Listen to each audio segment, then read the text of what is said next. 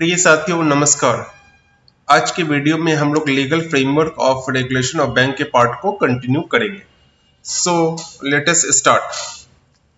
Control over cooperative bank. Friends, cooperative banks are cooperative bank cooperative society होती है और can be registered. कहाँ registered होते हैं इसमें? अंडर कोऑपरेटिव सोसाइटी एक्ट के अंतर्गत ये रजिस्टर्ड होते हैं। इसमें बेसिकली तीन कोऑपरेटिव बैंक होंगे। एक प्राइमरी कोऑपरेटिव बैंक, दूसरा होगा डिस्ट्रिक्ट सेंट्रल कोऑपरेटिव बैंक और तीसरा है state cooperative bank. Primary cooperative bank village level पे देखा जाता है। इसमें district central cooperative bank district level पे और state cooperative bank state level पे होंगे। इसमें फ्रेंड्स, जो कोऑपरेटिव बैंक सिर्फ एक ही स्टेट में रजिस्टर्ड होंगे, वो स्टेट कोऑपरेटिव सोसाइटी एक्ट के तहत रेगुलेट होंगे इसमें।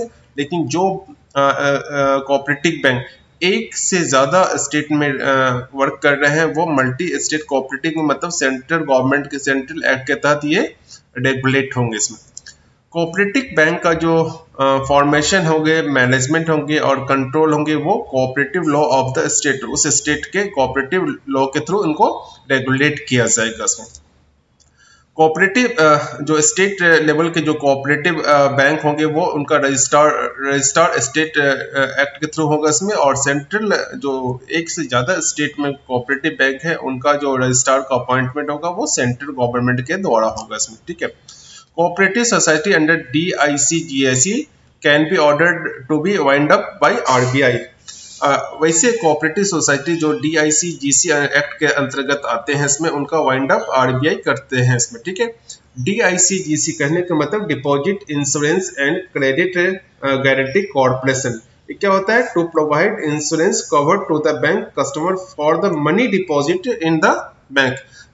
जो पैसा हम लोग पब्लिक जो बैंक में डिपॉजिट करते हैं, उस पैसे का इंश्योरेंस किया जाता है इसमें। ठीक है। अभी जो वर्तमान में है, वो 5 लाख रुपए तक का इंश्योरेंस, डिपॉजिट इंश्योरेंस बैंक में किया जाता है इसमें। ठीक है। 5 लाख में मतलब प्रिंसिपल और इंटरेस्ट दोनों होंगे इसमें। फ्रेंड्स, 1965 से पहले कोऑपरेटिव बैंक का रेगुलेटरी नहीं, रिजर्व बैंक या बीआर एक्ट में नहीं था। लेकिन 1965 के बाद बीआर एक्ट में के तहत रिजर्व बैंक कोऑपरेटिव बैंक का लाइसेंसिंग का या रेगुलेशन कर सकते हैं।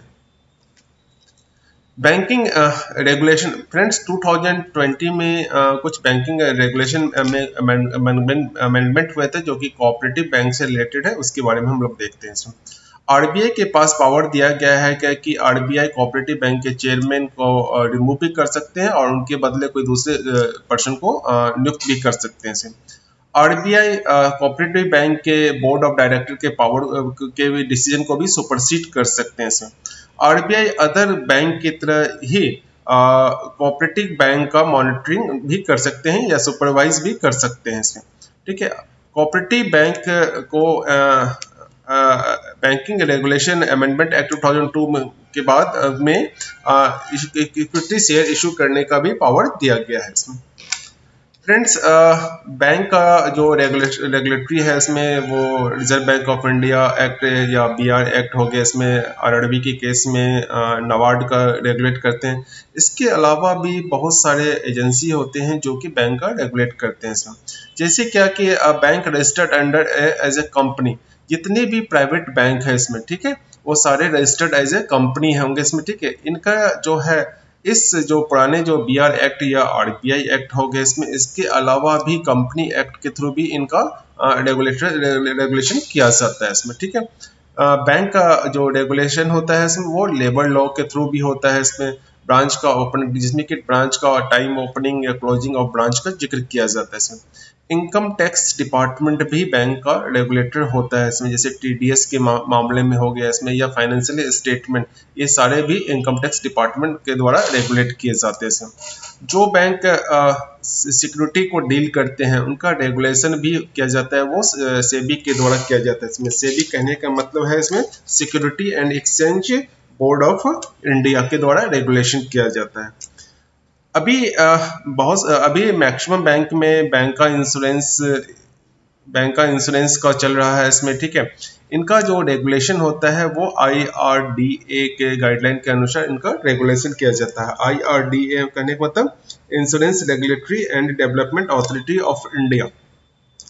PFRDA के द्वारा भी पेंशन फंड के जो बिजनेस से बैंक में करते हैं, जैसे कि बैंक में अटल पेंशन योजना स्कीम अभी चल रहा है, उसका जो रेगुलेटरी एजेंसी है वो PFRDA है। PFRDA pension fund regulatory and development authority होते हैं इसमें। Thank you friends, thank you very much.